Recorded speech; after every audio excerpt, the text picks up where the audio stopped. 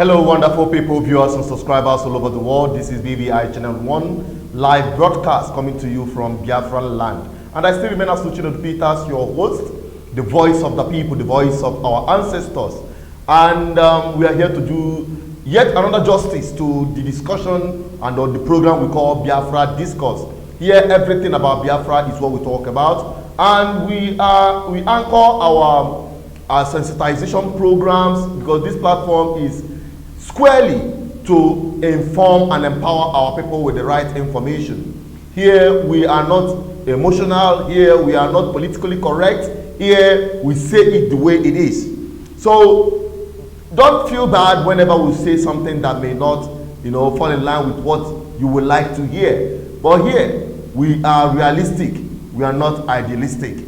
We are here to pinch down words the way they are supposed to. Not just trying to massage people with ego. Having said that, this is a live interactive section where you have the opportunity to interact with us on this platform, not just with us, but all over the world where our people are spread across.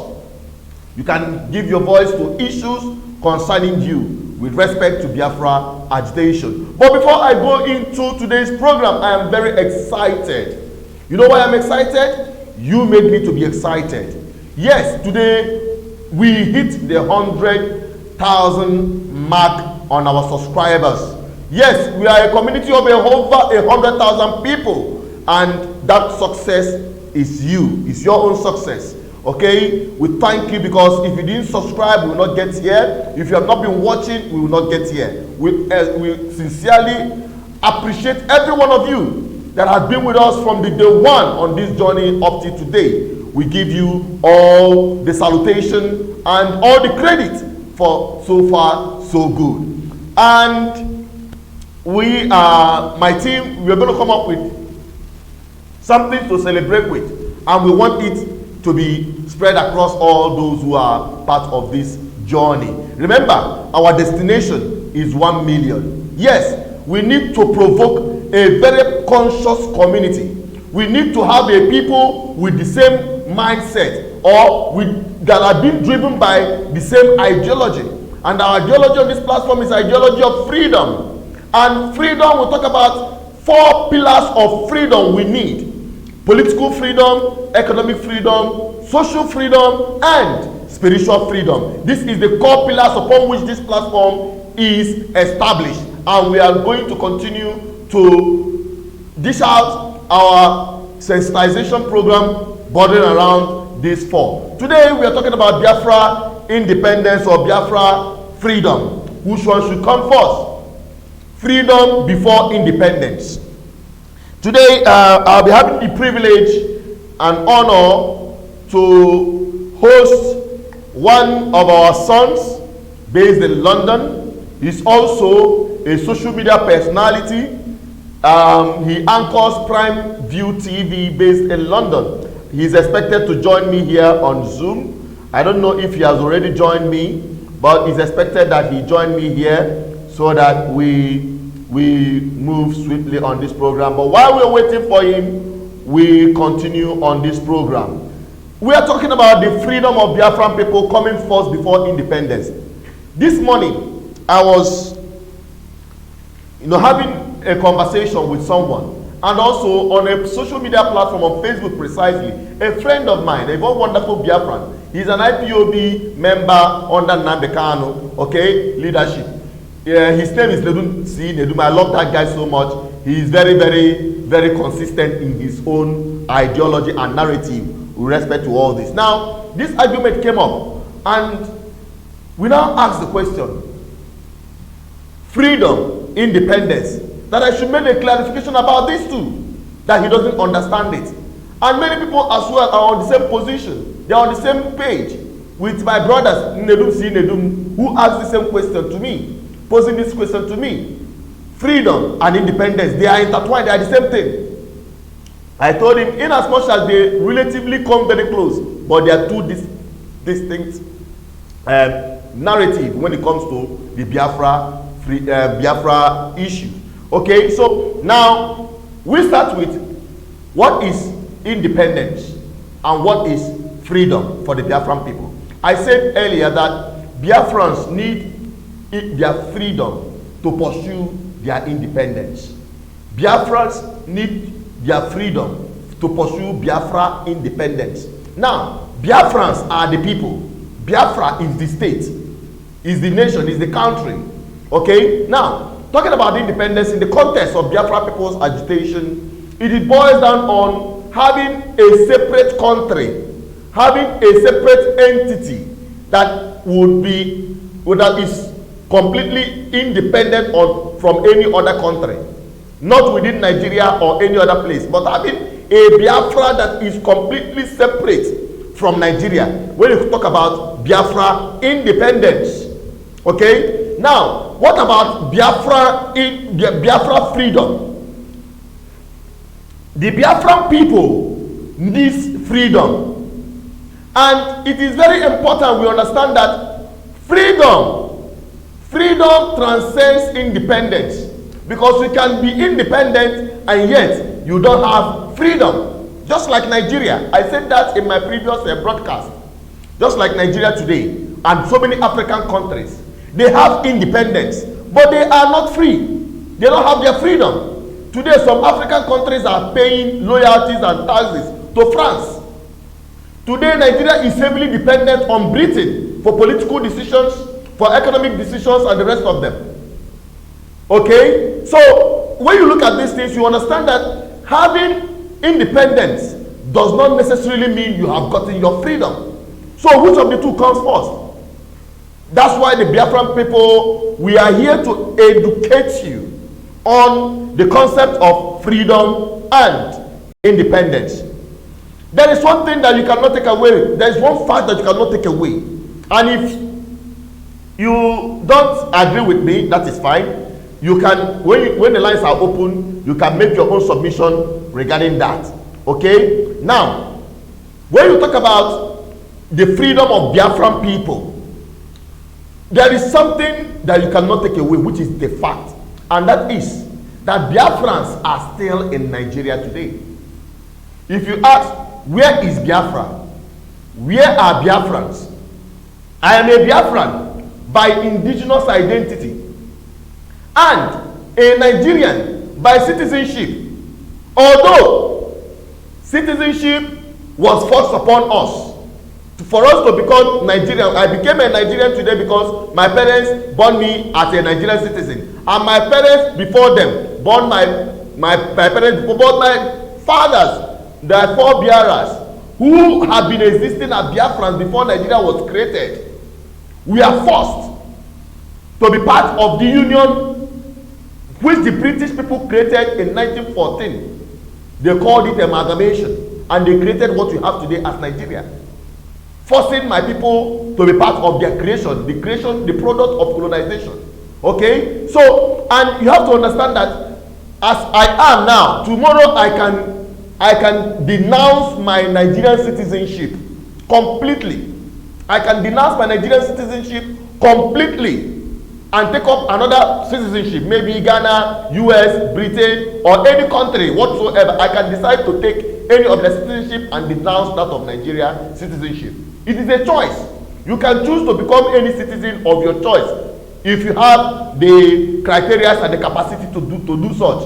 Okay? But when it comes to indigenous identity, you can never change that. You are born into that. It doesn't matter. You can be born in Britain, but you are an indigenous person of Biafra. You can be born anywhere around the world, but you are an indigenous person of Biafra. Having an indigenous identity, even if I denounce my citizenship as Nigeria and become a British person. No matter how British I am, even if I become the Prime Minister of Britain, I will never be an indigenous British person or an indigenous English person, because that is a total different thing. Because indigenous had to do with your bloodline and your ancestral DNA. That is what is connected with. But citizenship is just like a paperwork. You can take up any citizenship. So that is the difference, and that is something that applies to freedom and independence. Okay? Now, let us roll back to our discussion about freedom. Today in Nigeria, Biafrans are still trapped, and the Biafrans are not the only people, the indigenous people trapped in Nigeria. You have the Oduduwas, you have the Arewas. They are all trapped and conscripted into this union, this unholy union you call Nigeria. That is a fact. Now, Nigerians, like sometimes I say, Nigerians should be free from Nigeria. Nigerians should be saved from Nigeria, because Nigeria as a state is killing Nigerians. Okay? Now, the same thing is applicable when I say Biafrans need their freedom. As we speak, we need our freedom as Biafrans while we are still here. Now, I'm talking about now, not tomorrow. Because some people will say or argue, hey, till when Biafra comes. When Biafra comes, we will now put those things in order. When Biafra comes, we will now put those things in order. I think I have my brother Spencer Nyemwelu joining me right now on Zoom. I think I have him joining me now on Zoom. Let me connect with him and see if, hello, Spencer, can you join your audio, connect your audio. I'm waiting for you to click on your audio. If you can hear me, we want to bring you on board so that we'll proceed. Are you there? Spencer, are you there? Yes, I'm here. I am. Help us, yes, help us by putting off your listening device where you are listening to this broadcast from. Okay, yeah, I've turned it off now. Okay, beautiful. That's wonderful. I've turned it off now, yes. That's wonderful. I'll be bringing you very quickly, shortly on the screen. I'll be bringing you very shortly on the screen right now, so that our viewers can have a wonderful look at our very wonderful personality we're having today as a guest, in the person of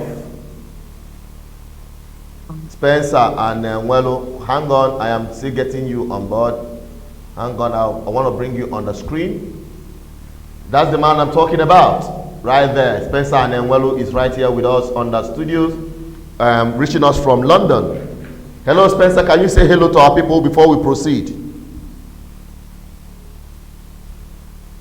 Yeah, hello everyone. Good evening. Nice to see you. I'm Spencer, the proprietor of Private Television on Facebook and then online. All right. Thank you so much. Thank you, Spencer, for joining us on this program. Spencer Nwelo is a bona fide son of Biafra, and you know he has his own philosophy. We're going to talk about that later. We are talking about the issue of freedom and independence. And we have talked about what independence is.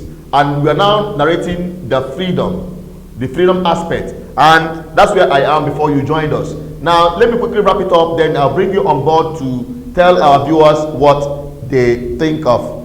And they tell our viewers what you think about the two concepts. Now, when I talk about the freedom of Biafra, some people will say, till Biafra comes, let us wait until Biafra comes. When we talk about bad governance that we are experiencing today, the schools are not working, they will say, no, when Biafra comes, we fix it. The healthcare delivery, the hospitals have failed, they say, wait, when Biafra comes, we fix it. We have insecurity, some people will say, wait, when Biafra comes, we fix it. No! Today, Biafrans can no longer go to their farm to farm. The farm settlements in Biafra land are being deserted because herders are killing people in their farms, raping and kidnapping women, and demanding for ransom, destroying farm produce, endangering lives of people. This is not a news. You are not hearing it for the first time, neither are you seeing it for the first time. It is happening on daily occurrence. And there are people that are supposed to be in government to address these things. They don't. Now, we are facing what we call food starvation. Very soon, we will have serious food crisis in Biafra land. That is the enslavement we have found ourselves in. And that is one of those things that Biafra people need to be free from. Economically, Biafrans are trapped in Nigeria. But yet you have governors in Biafran land that cannot come up with a policy, an economic program that will integrate the Southeast and make it economically viable for our people all over Nigeria to come back home and invest here at home and consolidate the economy of the Southeast, that when the Southeast and the South are the areas we call Biafra as a whole coughs, when they sneeze, Nigeria will start shaking. We don't have that economic independence or freedom. Today you see people coming out to tell you that they are going to close up the markets built by our own people because they are Biafrans. Not because they committed any crime, not because they took somebody's property by force, but because they are Biafrans. They bought those properties and built those markets by themselves. This is the freedom our people have to fight for. When you talk about education, when you talk about healthcare service delivery, some people who call themselves political class and governors and senators and House of Rep members and your state assembly members, they divert the fund made available to fix your school into their private pockets, whereas your own children do not have good and quality education.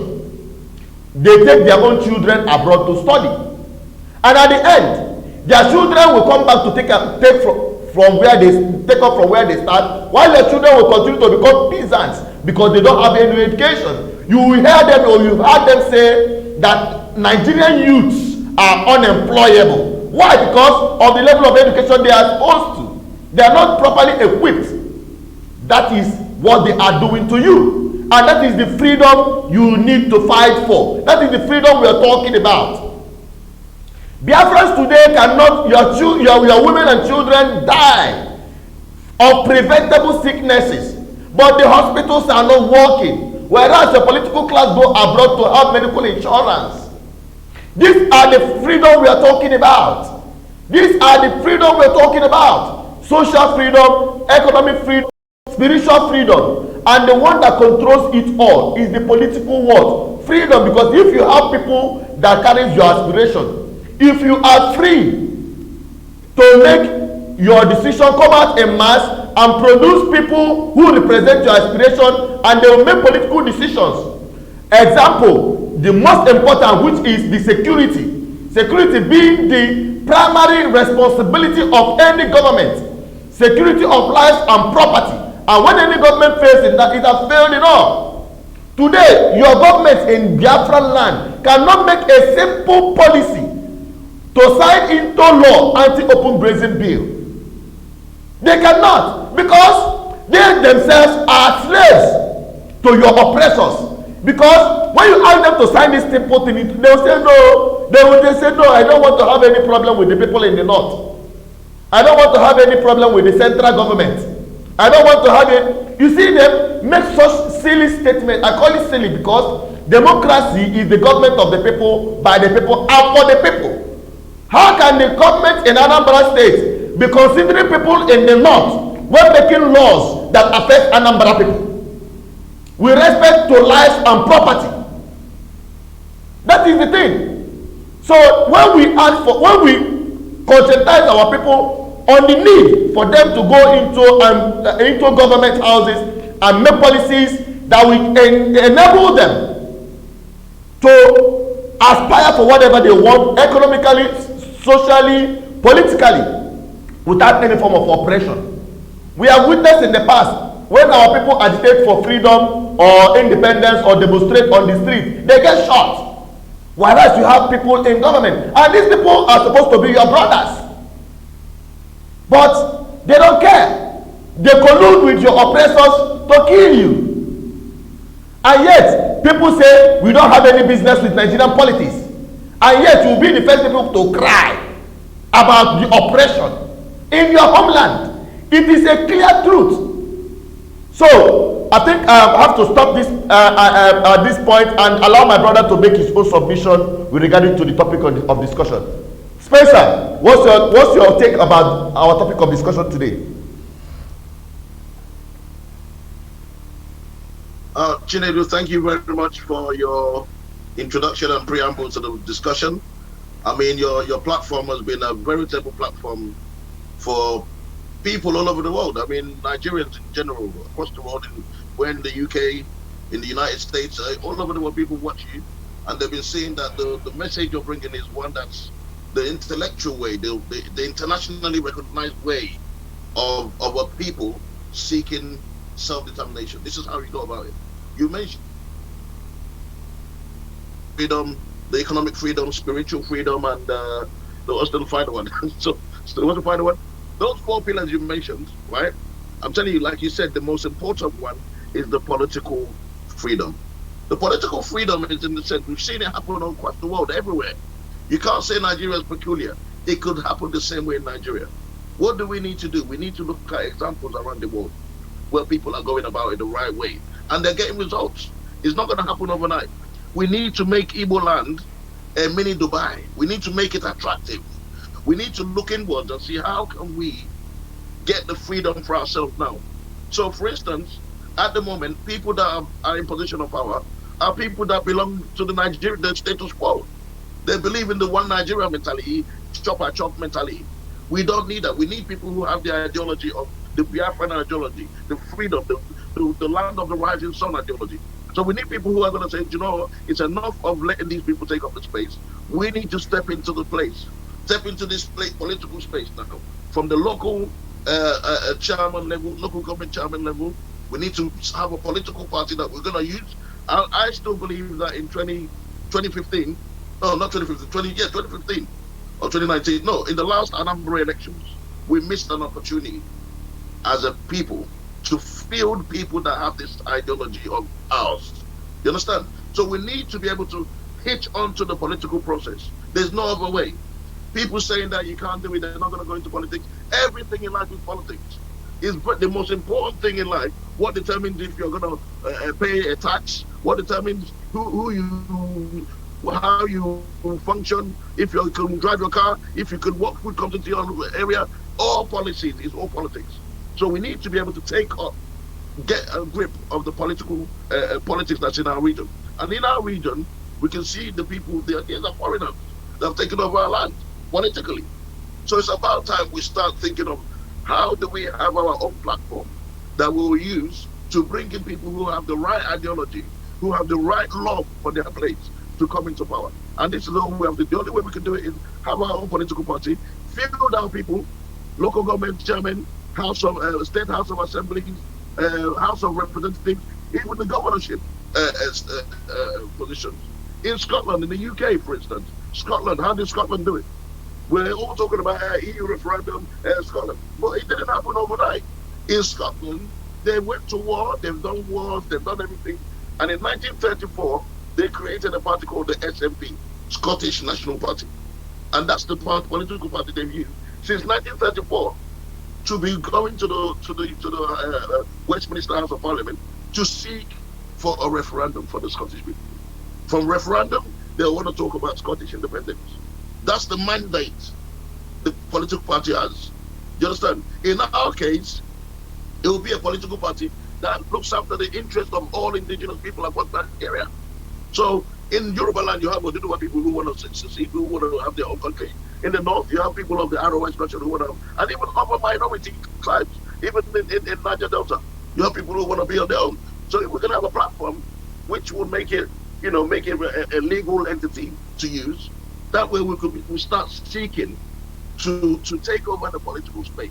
And that would mean that because I'm now sent by my people, I have the mandate of my people to go and discuss about what is rightfully ours. I'll make sure I do it because that's what I want. I have the ideologies in me. I'm not being pushed. I'm not giving money. And this is what we need to start doing. In Scotland, that's the same thing that happened. In Spain, in Catalonia, we can't look away from these real life examples. It's not about having a flag and walking about the street. It wouldn't happen. You will never get your Biafra that way. Okay, you need to join the political process. Okay. Sometimes people. That's the only way. When you talk about the. Okay, go on. Continue. And then, I'd like to go on to the economic freedom. All right, go on. Talk about the economic freedom. Yeah, we're now talking about being able to feed ourselves, for instance. We want to be economically, we want to be free of any ties. Igbo people were traders Most of the goods that come into Nigeria come through Igbo people. What's wrong with us now saying to ourselves, let's now start looking at words in terms of our cattle? We see what happens with all these herdsmen and all that. Let's start rearing our own sheep. Nothing stops us. The cattle is not made for nobody. In the UK, Fulani people are not the ones rearing cattle in the UK. In the United States, it's not Fulani people rearing cattle. Every number of is not on the outside. We could start our own. Let's begin taking over our place. Let's start our farming. Let's start using our land. Let's get the youth to put the youth to work. We can do all these things. It's in our own hands. But we need to start by joining the political process so we can start making the right policies in place. Put the right policies in place. Okay, now like the anti-grazing bill, for instance, the anti-grazing bill that we're pushing for. If people like me or Chinedu being elected, that bill will be a reality. But because you have people who are still pandering to the janjaweed in the up north, you understand? That's why you won't see that happening. But that's why we need to go and say. So anyone telling you we can't join politics is not being honest to you.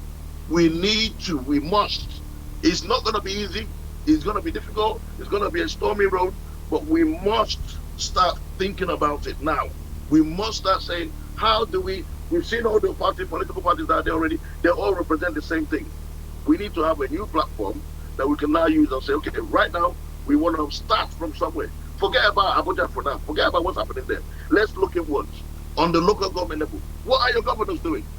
I want to see a protest. I want to see a protest between now and December, where after this coronavirus period, where, let's say IPOP or whoever wants to lead the charge.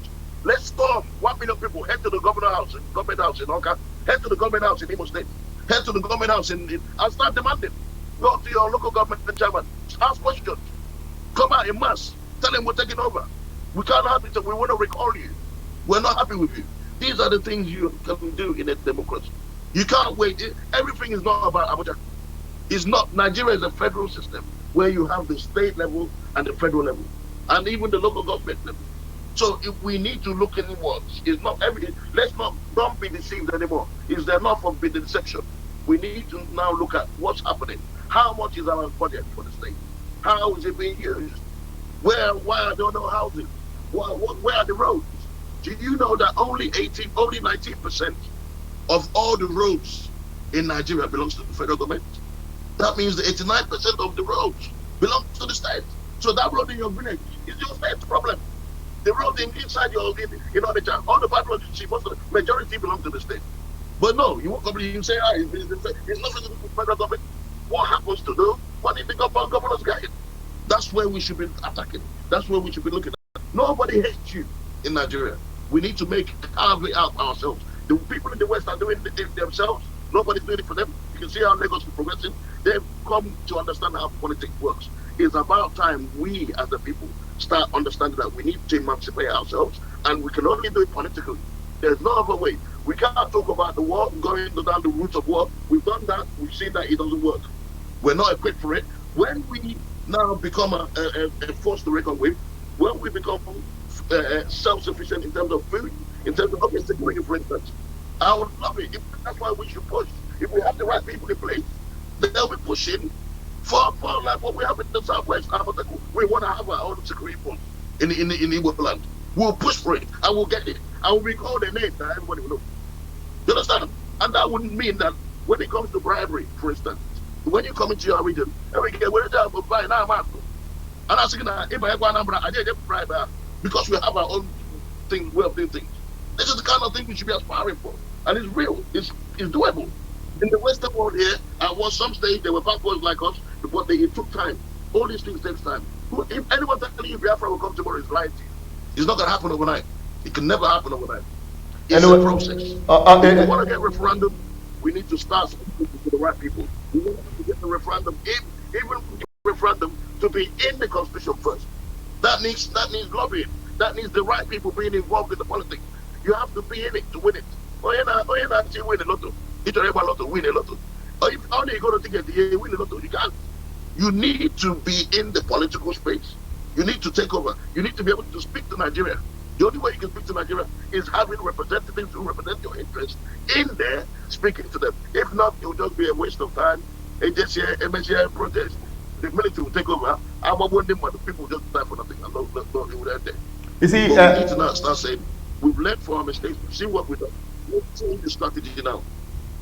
You see, I'll let you have a yeah. Honestly speaking, you've just summarized the whole thing, and I believe right now our people have gotten a picture of what we're talking about. We're talking about, if you're just joining us, we're talking about freedom before independence, the Biafran freedom before independence, and we're narrating what independence is and what freedom is, and what we should be agitating for, or what we should be pushing now. We need freedom fighters. We need Biafran freedom fighters. We don't need independent negotiators, you know, who will go and negotiate drinking tea and honey. No, we are talking about freedom. At this time, in Biafran land, I always say it in Igbo language that even what we are complaining that our enemies are doing to us, much worse of it is happening in our homeland by those people you call your governors, your senators, your House of Rep members who don't. And you have to be alive to get Biafra. Then people don't get freedom. Yeah. Can I say something quickly on that? Go on. I would love to see. I'll be so happy. I wish I'm not in Nigeria, but I'll be so happy to see a protest led by one of the pro-Biafran groups to head to Aba and say, look, this is rubbish. Enough of this rubbish. We can lead by example, even mobilize youth, clear the rubbish up. It could be done. Have a site where we dump that rubbish. All things could be done. Let me tell you, in the 1800s, when the British came to build railways in Nigeria and in India, do you know how they did it? They will mobilize forces, human beings, people will build it for just food. No money, you won't get paid. So why can't we clean up our place? Why are we waiting for money? We can mobilize forces, protest about it. After the protest, we say enough of it, enough. We'll clear the rubbish. We can do these things. But because everybody, the mentality in Nigeria, the mindset is all about money and all of that. So let's start inwards. Let's start looking at our local governors, our senators, our local governors. Look at them. Ask them, why is this like this? Ask questions. Don't just let it become normal. And I want to lead a delegation to Abia State Government House in Omaha. Why is Aba like this? It used to be the pride of Igbo land. Why is it dirty? Yeah. Make noise. Let the whole world media will carry it.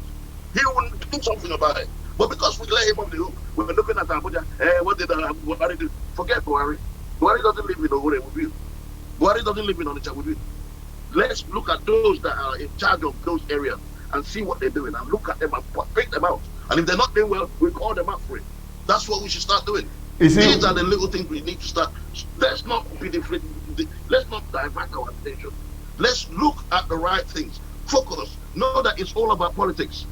Let money not be the first thing we put first. It's all about politics. And politics, we need to be part of it for us to make any headway in this struggle. Thank you so much. You really made a very important point there, valid point there, because some people will come out and tell you that leave Nigerian politics. They call it Nigerian politics. They don't think about the politics of Biafra. It's quite different from Nigerian politics. You do your own thing. That's just like you pointed out, nobody stops our people from fixing some of the things that are not well done. And we're talking about protest. Now we called 1 million march. 1 million march. Can you imagine that up till now we've not gotten up to 10,000 persons that have said we want to be part of this 1 million march to mobilize other people. Yet we sit on the social media to lament and cry foul. Yet we say that the Fulani people are killing our people. Yet we say that there is high level of insecurity, that you can no longer go to farm.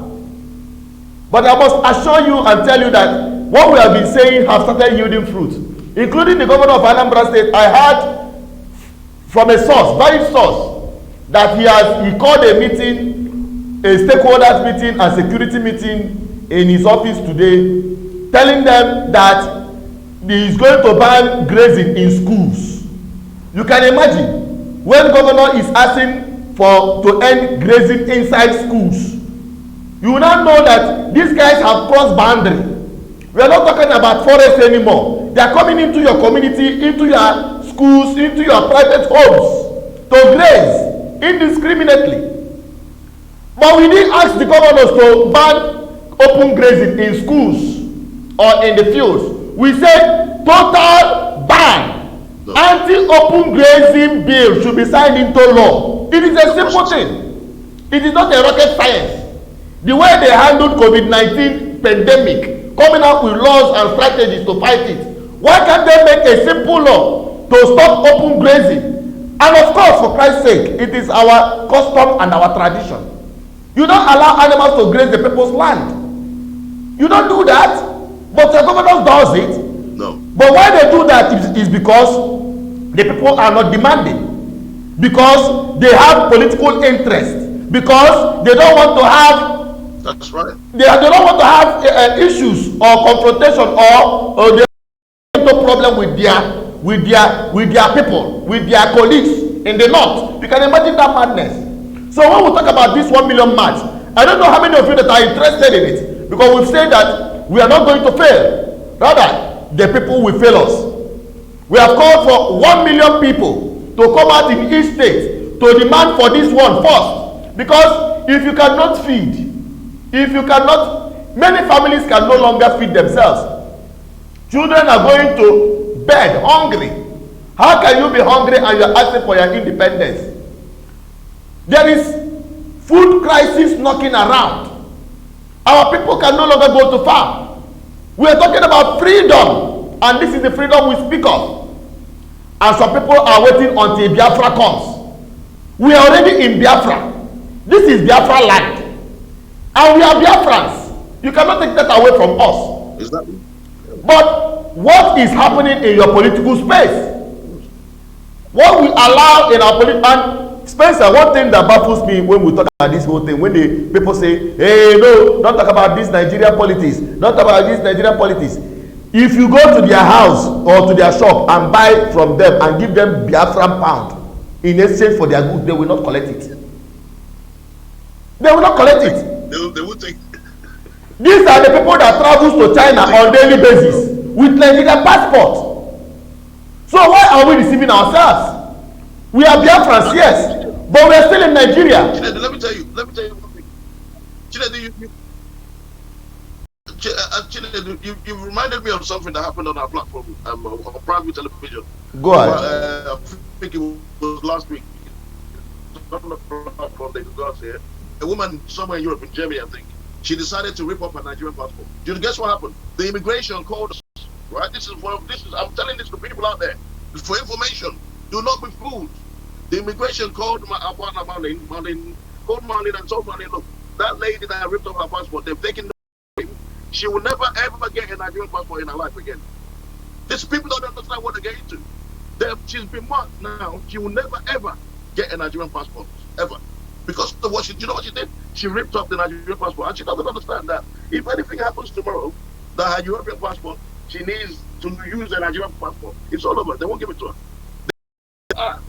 And people don't understand what they get into, because she's got a UK, an EU passport now. She doesn't need the Nigerian. She wants to rip it up. And those in Nigeria who don't even have a passport, who have never traveled anywhere, who have the passport they've got, maybe they want to use the travel because of this struggle. I don't want to rip it up anymore. They start ripping up their passport. Once you do that and you're on camera, the immigration will take note of you, and you will never ever travel anywhere. You can never, even when the Biafra comes, you can't go to Nigeria. You can't go anywhere. So people have to understand what they get into. Do not be fooled. There are only two ways of going about self-determination. Two ways. It's either you go about it through war, which Ojukwu has tried, which failed, it didn't work, and we've learned from the lessons from it, or you go about it through the political process. There's no other way. Anything else, the point of this is mere fantasy. So please, people, get your heads together, start thinking. Yes, by all means, do your protest, by all means, do your agitate, but always have the strategy for the political process. It must happen. Once you start telling people not to do that, then you're not sincere. Once you start saying there's no, you can't do anything, then it's an exercise in futility, because that's the only way. Enshrined in international law, you must join the political process. The examples abound. When Mandela had it in South Africa, the ANC was there as a political party. In Scotland, I told you, SNP. In Catalonia, they had the open political party. In Ireland, when there was the Irish issue, with bombing. The IRA, they are Sinn Féin. Why? Everywhere you must have a political party, a platform on which you used to discuss with people. For you to even talk to Nigeria, you need to have the mandate of your people. Who gives the mandate? If we Biafrans in Ebola will give somebody a mandate to say, go to Abuja, tell them that we want referendum. That's how it happens. No other politician in any other party can do it, because that will be called anti-party activity. They cannot do it. Their manifesto doesn't talk about independent. It's self-determination. Independence for the indigenous people. It doesn't talk about that. You don't talk about it. Doesn't say that. The ABC doesn't say that. Yeah. So you need a platform that mandate in their jurisdiction. So it will be a right. It will be what you said to me. Send me, spend time. Go to Abuja, tell them this is what we want. I hope he has not the kind of mandate of people. He has no legitimacy. That's the reality. People don't understand. Legally, he has nothing. So we need to start making this illegal now. The legality is everything. It's not about morals, it's not about what you think or I feel. It's about the law. We must follow what the law says. The law says you need to use a political party. You need to join the political process. So you can't be on the sideline. You must begin it. Now, for our own development as a people, it would help us too. Because now that would mean somebody with our ideology, with the Biafran thinking, will now be in position of power to say that road that goes from Osei to Onitsha to Ogidi, that's a state road. We want it repaired because the people, villagers, can use the people without Onitsha. It will be our problem, and we'll be solving it. But when we're leaving everything to the federal government, or we're leaving people that don't even believe in the ideology in there, how do you think it's going to happen? It will never happen. So we must look at this critically. Forget sentiment, forget how you feel, forget being embarrassed. Yes, things might have been said in the past. People make mistakes. Knowledge comes, with wisdom comes. Nobody can get the wrong way. We strategize. Yeah, we strategize. 48 laws of power and the art of war. You don't need to go and read it. I think number 25 talks about strategy in the 48 laws of power. You must re-strategize. You cannot keep doing the same thing. If you're maybe got the wrong path, re-strategize. So our people really will become. I need to wrap up on this. What I'm going to say is the political process because let's give it a chance. Let's start looking that way now. We've managed to raise awareness across the world, and I must give credit to Nnamdi Kanu and IPOB. They've raised the awareness, raised the dust. Now we need to move to the next stage. It's the political process. Let's now jump on it and start making it happen. Let's become economically strong. Let's make Igbo land the envy of others in Nigeria. Let's not bring our wealth back home. Let's start doing it. We've been going outside. Let's now start bringing it home, investing home. These are the things that will now make us strong as a people. And by the time you know it, when you now go to talk about Biafra, we'll be a state. We'll be self-sufficient. People who want to join us. This South, Nigeria, who want to join us. Even some people begging us because we're now, they're seeing